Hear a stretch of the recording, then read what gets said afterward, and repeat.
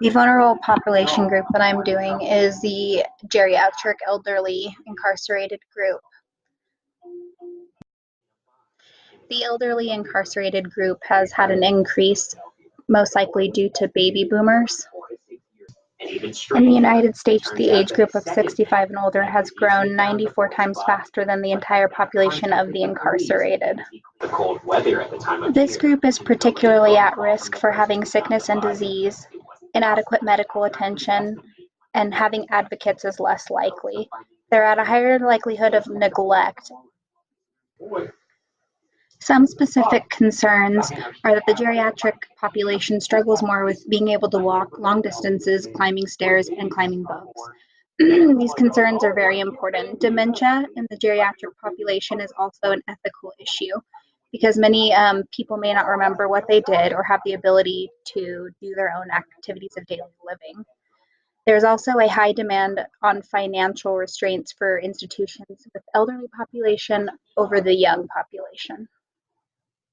It is not completely known why the elderly population has increased drastically in incarceration.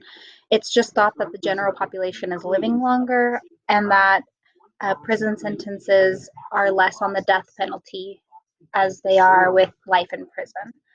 The baby boomer generation is also one that increased the population and is now the elderly group.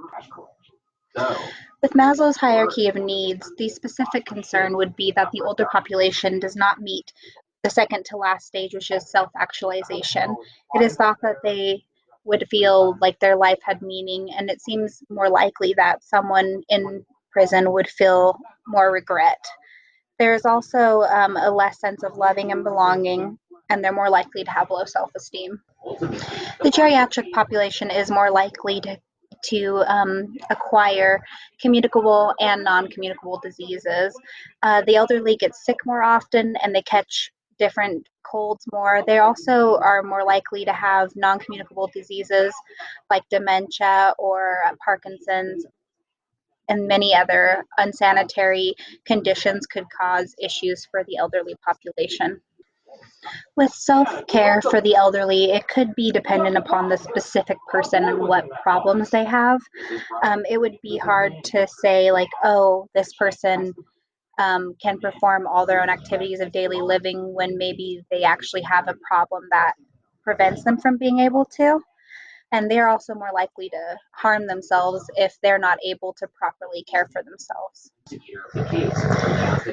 The incarcerated elderly would be at a higher risk for harm by others. The younger prison population is more likely to take advantage of them, and they are more capable of harming elderly people.